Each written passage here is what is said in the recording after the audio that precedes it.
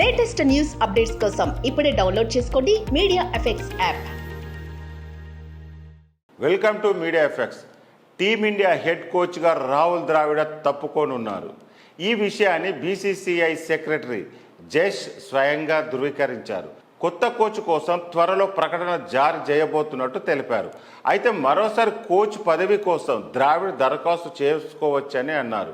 గతంలో లాగా ఆయన పదవి కాలాన్ని ఆటోమేటిక్గా పొడిగించే అవకాశం లేదని చెప్పారు.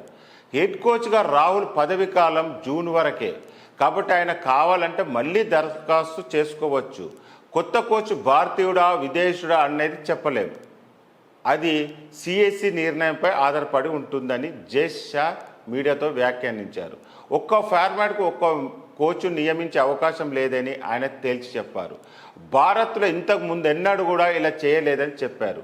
టీమిండియా హెడ్ కోచ్గా రాహుల్ ద్రావిడ్ 2021 నవంబర్లో నియమితులైన విషయం తెలిసిందే.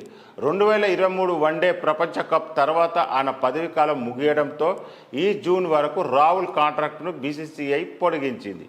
అయితే మరోసారి రాహుల్ పదవిని పొడిగించే అవకాశం లేదని జైషా పేర్కొన్నారు. ఇంపాక్ట్ ప్లేయర్లపై వస్తున్న విమర్శల గురించి కూడా జైషా మాట్లాడారు. ఈ విషయానికి సంబంధిత వ్యక్తులందరితో చర్చించి ఓ నిర్ణయం తీసుకుంటామన్నారు. ఇంపాక్ట్ ప్లేయర్ పద్ధతి ఓ ప్రయోగం మాత్రమే. దీంతో ఇద్దరు కొత్త ప్లేయర్లకు ఐపీఎల్లో ఛాన్స్ దక్కపోతుందని అన్నారు.